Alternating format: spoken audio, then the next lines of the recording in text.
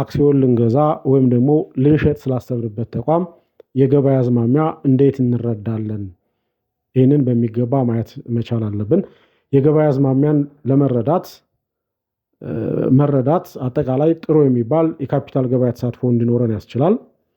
ሰው አሁን ያንድን ኢንቨስት ልናደርግ ያሰብንበትን ተቋም የገበያ አዝማሚያ አትሊስት የ15 ቀን የገበያ አዝማሚያን እንዴት ማንበብ እንዴት መረዳት እንደምንችል ንዋይ የሞባይል መተግበሪያ አፕሊኬሽንን በመጠቀም እናያለን። ሁላችሁም ንዋይ የሞባይል መተግበሪያ አፕሊኬሽንን ሎጊን አድርጉና የአንድን ተቋም የ15 ቀን የገበያ አዝማሚያ አትሊስት እንዴት ማየት እንደምንችል እናያለን። ይህ እንዳልኳችሁ በእጅጉ የካፒታል ገበያ ተሳትፎ ውጤታማነታችንን ከፍ ሊያደርጉ ከሚችሉ በርካታ ጠቃሚ ነጥቦች መካከል አንዱና የመጀመሪያው ነው። ሁላችንም ሎጊን አድርጉ።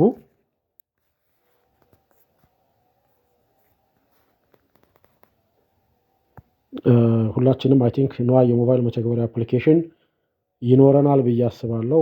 ከሌለንም ማውረድና ራሳችንን መመዝገብ የግድ ጠቃሚ ነው።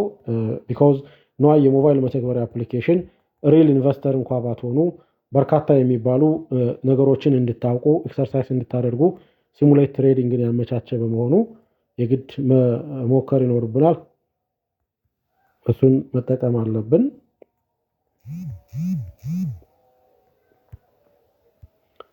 ኦኬ ፓስዋርድ ኢንትሪ ያለብኝ ስለሆነ ነው።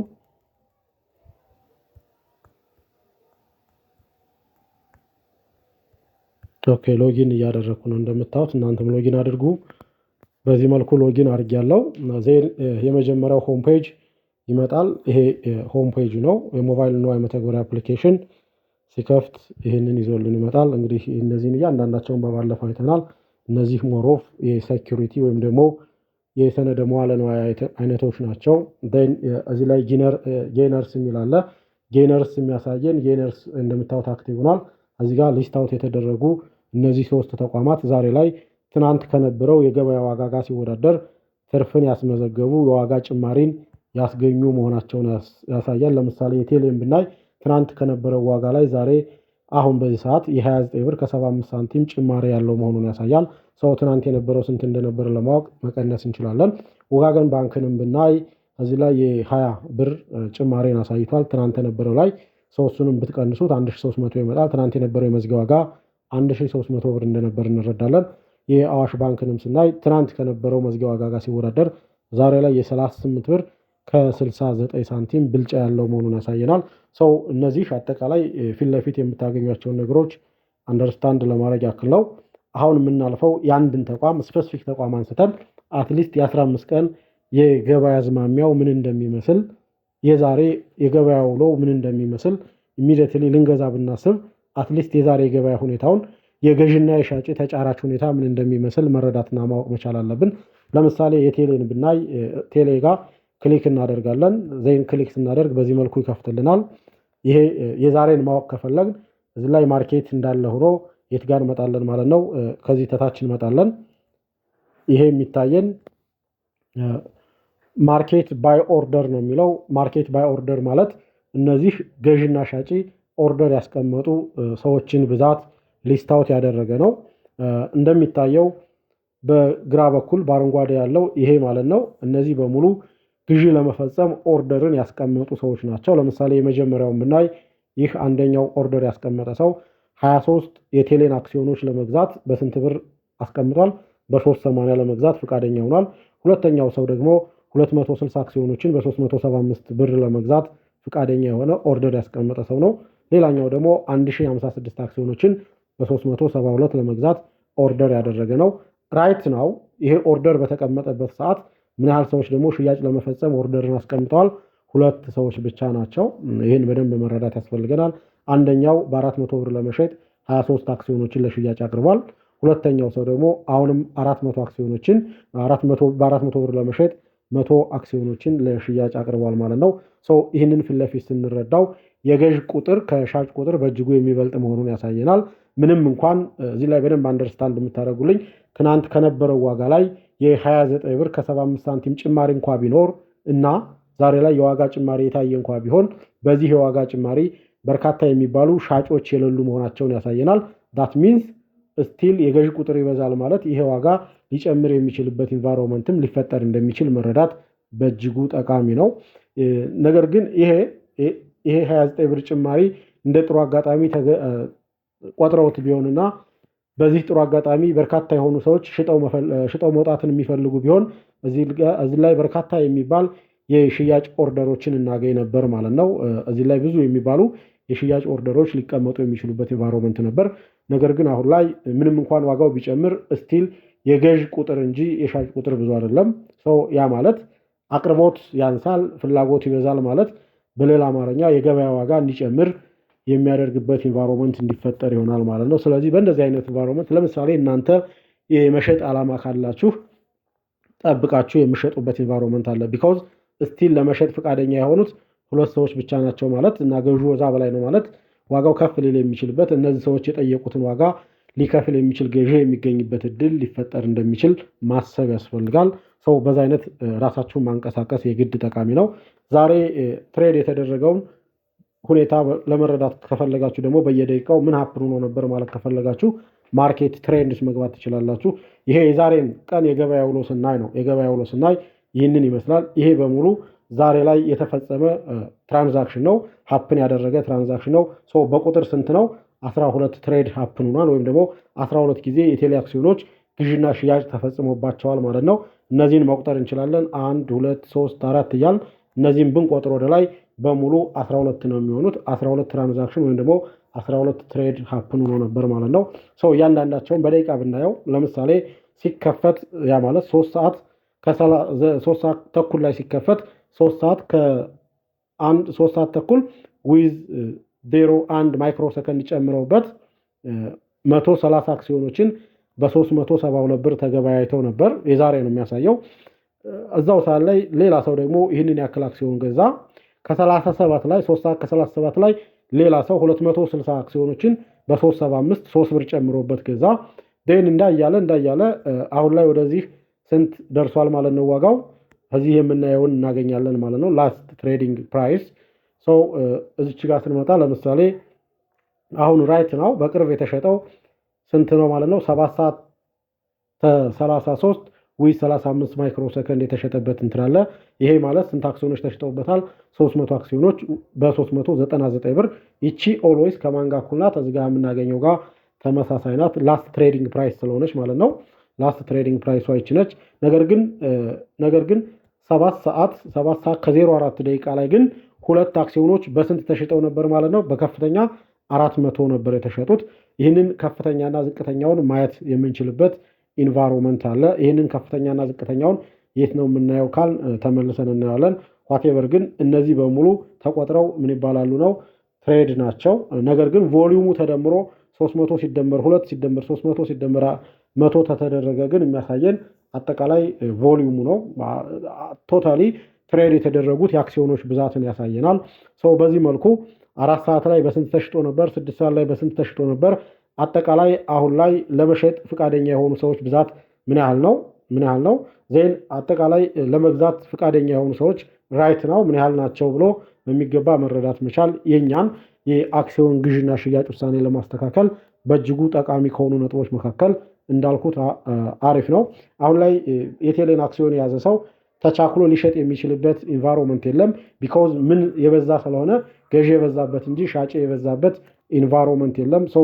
ገዢዎች እንደ መብዛታቸው መጠንና ሻጮች እንደ ማነሳቸው መጠን ገዢዎች ዋጋውን ወደ 400 ከፍ አድርገው ሊገዙ የሚችሉበት ኢንቫይሮንመንት ሊፈጠር እንደሚችል ምናልባት ይህንን የገበያ አዝማሚያ መረዳት የምንችልበት ሁኔታ አለ። እሱን በደንብ ማወቅ ነው። ይሄ የሚያሳየን የአሁኑን ወይም ደግሞ የዛሬን የገበያ ውሎ ብቻ መሆኑን እስካሁኑ ሰዓት ያለውን ብቻ የሚያሳይ መሆኑን መረዳት መቻል ይኖርብናል። እሱን በሚገባ መረዳት አለብን። የ15 ቀን ግን እንዴት እናያለን ካል የ15 ቀን የቴሌን የገበያ አዝማሚያ እንዴት ነው የምንረዳው? እዚች ጋር እንደምትታያችሁ ይቺ 15 የምትለው የ15 ቀን ነው የሚያሳየን። ይሄ ግራፉ የሚያሳየን እንደምታዩት ይሄ ግራፉ የሚያሳየው የ15 ቀን የገበያ አዝማሚያን እንድንረዳ ያስችለናል። ይህንን በሚገባ እያንዳንዱ በመተርጎም የዛሬን ብቻ ሳይሆን የ15 ቀን የቴሌ የአክሲዮን ግብይት የገበያ አዝማሚያ ምን ሊመስል እንደሚችል መረዳት የምንችልበት ኢንቫይሮንመንት አለ። ይህንን ከ15 ቀን በላይ ማድረግ ትችላላችሁ ዳታው ካለ። ነገር ግን በኢትዮጵያ ኮንቴክስት አሁን ላይ የአክሲዮን ገበያው ከተጀመረ ጥቂት ቀናትም ጭምር ስለሆነው የብዙ ጊዜያትን ማግኘት ብዙ ከባድ ነው። ለምሳሌ እንደዚህ ስትከፍቱት ዝርዝር ያመጣልናል። ይሄ ማለት የአንድ ሰዓት ብቻ አሳየኝ ስንል ነው። ይሄኛው የ4 ሰዓት የገበያ አዝማሚያን መረዳት ስንፈልግ ነው።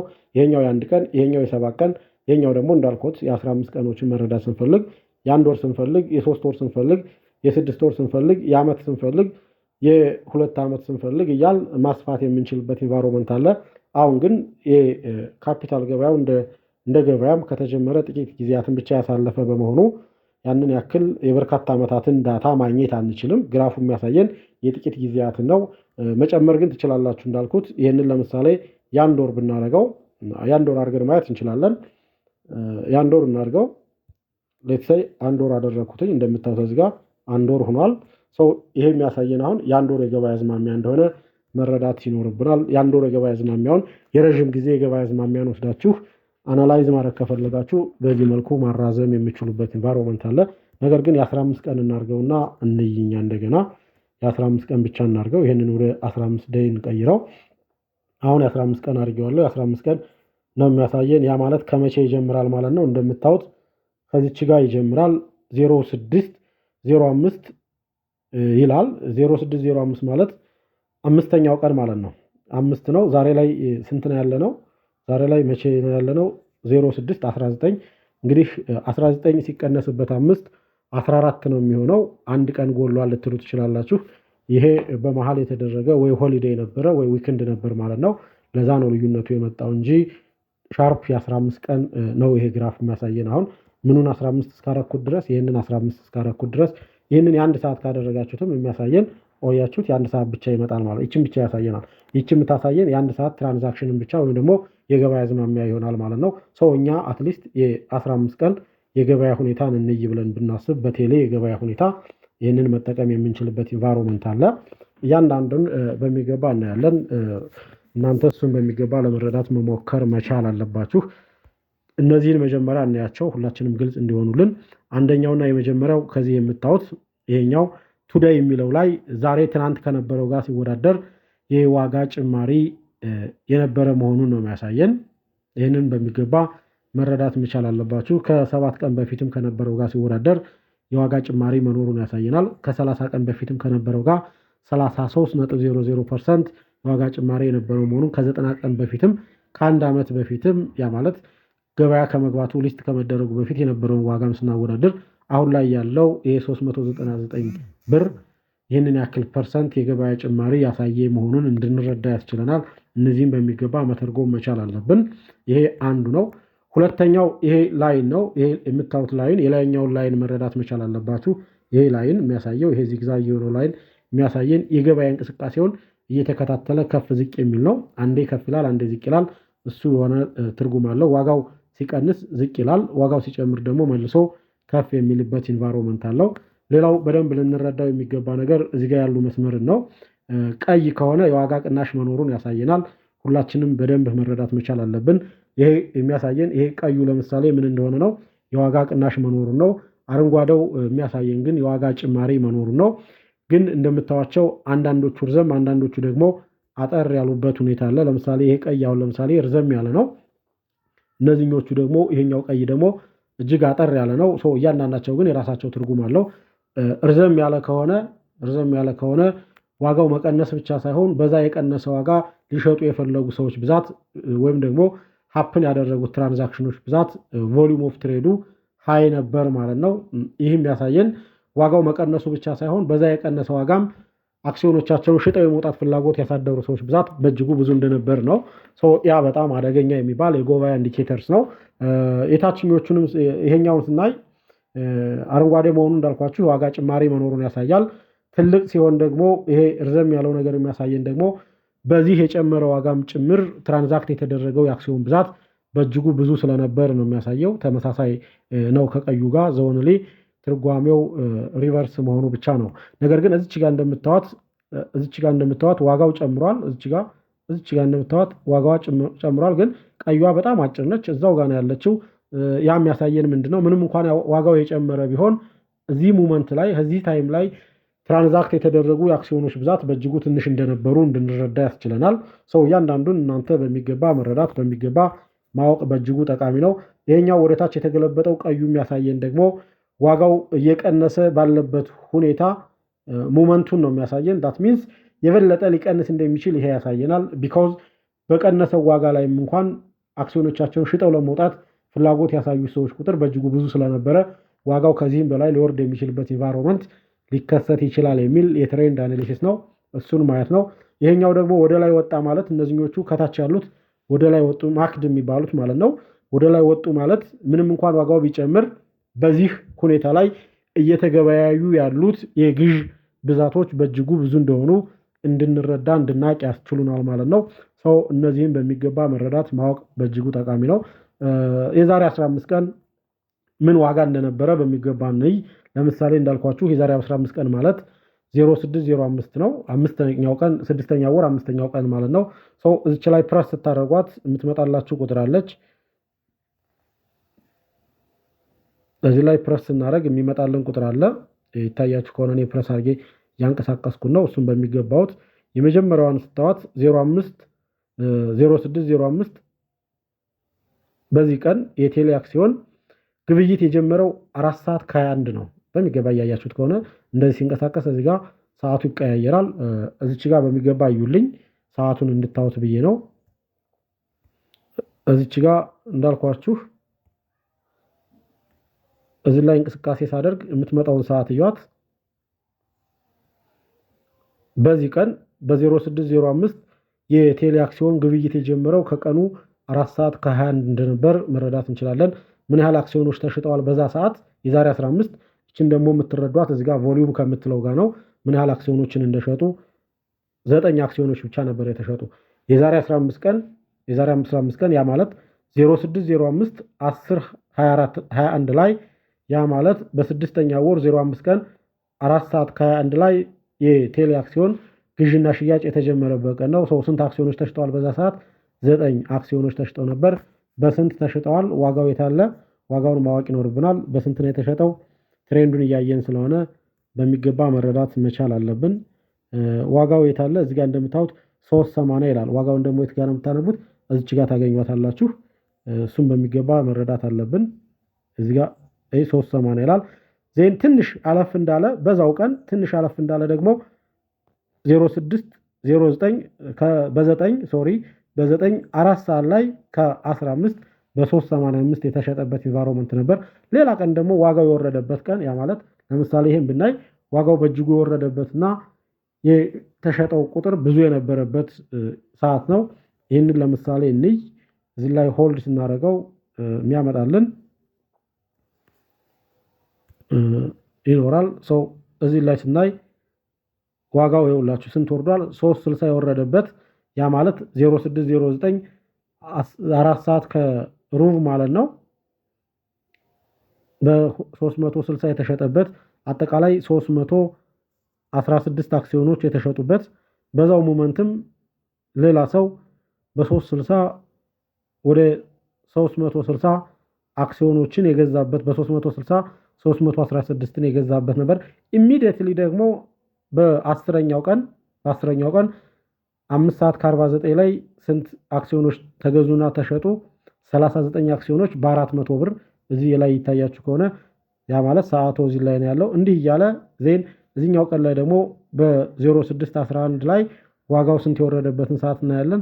መልሶ 360 የወረደበት እንዲህ እያለ ሙቭመንት እያደረገ የመጣበትና እዚህ ላይ የተወሰነ የዋጋ መረጋጋት የማናይበት በተለይ ቴሌ ላይ ዛሬ እንደውም ትንሽ የተሻለ እንደምታዩት ዛሬ ትንሽ የተሻለ ኢንቫይሮንመንት እያየን ነው።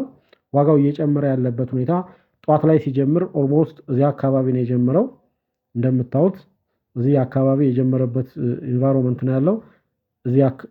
እዚህ ላይ ነው የጀመረው ጧት ሻርፕ እዚህ ላይ ነው የጀመረው። ሲጀምር 372 ብር ነው የተሻጠ። ያ ማለት 130 አክሲዮኖችን ማለት ነው። ዋጋው ስንት ነበር? 372 ነው። ዜን እያደገ አሁን ያለው እዚህ ጋር ነው። እዚህ ጋር እንደምታዩት ጫፍ የደረሰበት 400 የደረሰበት ነገር ግን አሁን እዚች ጋር ትንሽ ሻሻ ስንል ደግሞ እዚህኛው ላይ እዚህ ላይ ስንደርስ ደግሞ የተወሰነ 1 ብር የቀነሰበት 399 የደረሰበትና ሽያጩ ግን ብዙ የተሸጠበት ለምሳሌ 300 አክሲዮኖችን የተሸጠበት ማለት ነው። ዛሬ ላይ ላስትሊ ትራንዛክሽን ሀፕን ያደረገው 13:33 ይላል 7 ሰዓት ከ33 ማለት ነው። ይህንን ቅድም እንዳልኳችሁ ከዚህ ጋር መተን ማየት እንችላለን። ትሬድ ጋር መተን እዚህ ጋር አክሰስ ማድረግ እንችላለን። እዚህ ላይ እንደምታዩት 300 አክሲዮን 7 ሰዓት ከ33 ከ35 ሰከንድ የተሸጠበት ኢንቫይሮንመንት እንዳለ እንድንረዳ ያስችለናል ማለት ነው። ስለዚህ ይህንን ግራፉ ጋር ሄደን ማግኘት እንደምንችል ማወቅና መረዳት ያስፈልጋል። ግራፉ ጋር ማለት የት ጋር ነው? እዚህ ጋር እመጣለሁ ማለት ነው። እዚህ ጋር መጥቼ ያዋለው ይህንን ፕረስ ስታደርጉ ይመጣላችኋል። ሎክ ከ33 ማይክሮ ሰከንድ ነው እዚህ ጋር ያካተተውም ለዛ ነው 7 ሰዓት ከ33 ስንት አክሲዮኖች እንደተሸጡ ያሳየናል። 300 አክሲዮኖች በስንት እንደተሸጡ በ399 ብር እንደተሸጡ ያሳየናል። እዚህኛውን ብትመለሱ እንደዛው ነው የሚያሳየን በ399 ብር እንደተሸጡ ያሳየናል ማለት ነው። በዚህ መልኩ እያንዳንዳቸውን በሌላ ጊዜ በእጅጉ ሰፋ አድርገን እያንዳንዳቸውን እናያለን። ለዛሬ ግን ይህን መረዳት እጅግ ጠቃሚ እንደሆነ ነው የማስበው። ሌሎችንም ማየት ይኖርብናል። ለምሳሌ የአዋሽ ባንክን ብናይ የአዋሽ ባንክ የተሻለ ገበያ እንቅስቃሴ ያለበት ስለሆነ ማየት ትችላላችሁ። ለምሳሌ የአዋሽ ባንክ በዚህ ቀን ለምሳሌ እዚህ ጋር አስቡና እዚህ ጋር ጀምራችሁ ይሄ ቀን መቼ ነው እሱን ማወቅ ይኖርብናል። አራውንድ ይሄ ቀን ማለት ይሄ ማለት ነው በ15 እዚህ ጋር እንደሚያሳየው በ15 የነበረው የገበያ እንቅስቃሴ ምን እንደሚመስል እዚህ ጋር እንነሳና ከዚህ ተነስተን ወደዚህ ስክሮል ስናደርገው እንደምታዩት ስቲል ምንድነው ኮንስታንት የሆነ ስትሬት ላይንን እናገኛለን። ስቲል እያየን ነው። ተመሳሳይ የሆነ እንትን እያያችሁ ነው። እያያችሁ ነው። ከዚህ እስኪደርስ ድረስ ኮንስታንት የሆነ ተመሳሳይ የሆነ የዋጋ መጨመር የታየበት በእጅጉ ተረጋግቶ የዋለበት ቀን እንደነበር እንረዳለን። አሁን እዚህ ላይ በደንብ ኮንሲደር እንድታደርጉት የምንፈልገው እዚህ ላይ ቀዮች የሚባሉ ነገር የሉም። በዚህ ውስጥ እንደምታዩልኝ ከዚህ በሙሉ እንደምታዩት እዚህ ላይ ቀይ የሚባል ነገር የለውም። በዚህ ጊዜ አንድም ቀይ የሚባል የለውም። ያ ማለት ምንም እንኳን ዋጋው ቢጨምር ማለት ነው ዋጋው ጨመረ ብለው ሊሸጡ ፍላጎትን ያሳዩ ባለ አክሲዮኖች ብዛት አልነበረም ማለት ነው። በእንዲህ አይነት ሁኔታ ዋጋው ኮንሲስተንትሊ ሊጨምር የሚችልበት ኢንቫይሮንመንት እንዳለ በመጠቀም ያለንን የአክሲዮን ሽያጭ ውሳኔ ማስተካከል በእጅጉ ጠቃሚ እንደሆነ መረዳት ይኖርብናል። ነገር ግን ሌሎችን እንያቸው። ለምሳሌ እዚህ ላይ ኢሚዲየትሊ የዋጋ መቀነስ ታየ። የዋጋ መቀነስ እንደታየ እዚህ ላይ ብዙ ሆኑ። ያ ማለት ዋጋው ቢቀንስም ሽያጭ ለመፈጸም ፍላጎት ያሳደሩ ሰዎች ብዙ ነበር ማለት ነው። ቢኮዝ እዚህ ላይ ዋጋው እዚህ በላይ ይጨምራል ብለው እየጠበቁ የነበሩ ሰዎች አሉ። ዋጋው መቀነስ ሲጀምር ዜን ከዚህ በታይ ሳይቀንስ በሚል ይህንን ያህል ሽያጭ ባንዴ ወደ ገበያው ይዘው መጡና ኢሚዲየትሊ አፍተር ሚኒት አፍተር ሰከንድ ይህንን ያክል የዋጋ ቅናሽ እንዲፈጸም ተደረገ። ለምሳሌ እዚህ ላይ ስንት ዋጋ እንደነበር እዚህ ላይ ስናይ ምን ያህል ዋጋ እንደነበር እንረዳለን። እዚህ ላይ ስናይ ለምሳሌ 3000 ነበር። ኢሚዲየትሊ ሲቀንስ ግን ስንት ወረደ? ባንዴ 2700 የወረደበት ኢንቫይሮንመንት አለ። ይሄ 2700 ለምን ወረደ ባንድ ጊዜ ብለን ካሰብን ሲቀንስ ከዚህ በላይ ይቀንሳል በሚል ፋሞ ብዙ ባለ አክሲዮኖች አክሲዮኖቻቸውን ሽጠው ሊወጡ ፍላጎት ማሳየታቸውን ተከትሎ የዋጋው መቀነስ ኢሚዲየትሊ ጨመረ። ቢኮዝ እንዳልኳችሁ የሻጮች ብዛት ስለነበር ማለት ነው። ነገር ግን እዚህ ላይ ዋጋው ጨምሮ እንኳን እዚህ ላይ ሻጮች ብዙ ባለመሆናቸው ምክንያት ዋጋው ሳይቀንስ ኮንሲስተንትሊ የዋለበት ቀን እንደነበር እንረዳለን። እያንዳንዳቸውን የ15 ቀን የዋጋ ውሎ የ15 ቀን የገበያ አዝማሚያ የሁሉንም ተቋማት መረዳት በእጅጉ ጠቃሚ ነው። ቢኮዝ ጥሩ የሚባል የአክሲዮን ግዥና ሽያጭ ውሳኔን ለመወሰን ያስፈልገናል ማለት ነው። ሁላችንም የገበያ አዝማሚያን ሳንረዳ የአክሲዮን ግዥና ሽያጭን መፈጸም በእጅጉ አይመከርም። ለምሳሌ የወጋገንን ብናይ ደግሞ ተመሳሳይ የሆነ ኤንቫይሮንመንትን ማግኘት እንችላለን። እዚህ ጀምሮ ስታዩ የወጋገንም ከ04 ጀምሮ ያሳየናል። ከ6ኛ ወር ከ04 እስከ ዛሬ ያለውን ያሳየናል ማለት ነው። ይሄኛው ዛሬ ላይ በሌላ አማርኛ እስከ 17 ነው የሚያሳየን። ሚኒንግ ምን ማለት ነው? አነስ ያለ እንትሮች አሉ ማለት ነው። እነዚህን እያንዳንዳቸውን እንደምታዩት ኮንሲስታንት የሆነ ነገር የለም። በጣም ገባ ይላል። ኢሚዲየትሊ ጨምሮ ኢሚዲየትሊ ደግሞ ክስክስ የሚልበት የሚወርድበት ኢንቫይሮንመንት አለ። ቢኮዝ እንደጨመረ የሻጭ ቁጥሮች ኢሚዲየትሊ ቡም ያደርጋል። ለምሳሌ እዚህ ጋር ብትረዱ ዋጋ ጨምሯል። ዋጋ ጨምሯል በሚል ሂሳብ ይህንን ያክል ሻጪ በብዛት መጣና ሸጠ። በብዛት መጥቶ ሲሸጥ እንዳያችሁት ዋጋው ደግሞ ኢሚዲየትሊ ፌል ያደረገበት ኢንቫይሮንመንት እንዲፈጠር አስችሏል ማለት ነው። እሱም በሚገባ መረዳት ነው። እዚች ላይ ለምሳሌ ዋጋዋ እንደቀነሰች እንደምታዩት ኢሚዲየትሊ ደግሞ ዋጋው ጨምሯል። ቢኮዝ እዚህ ላይ የሻጭ ቁጥር ብዙ አልነበረም። በእንደ አይነት ኢንቫይሮንመንት እንደዛ እንዲሆን የተደረገበት ሁኔታ አለ። እዚህ ጋር ዋጋው ጨምሯል። ነገር ግን እዚህ ጋር የምታዩት የቀይ መጠን አነስ ያለ ነው ወይም ደግሞ የለም። ቢኮዝ ዋጋው ቢጨምርም ሽያጭን ለመፈጸም ፍላጎት ያሳዩ ባለ አክሲዮኖች ብዛት አነስ ያለ በመሆኑ እንደ አይነት ኢንቫይሮንመንት ሀፕን እንዲሆኑናል።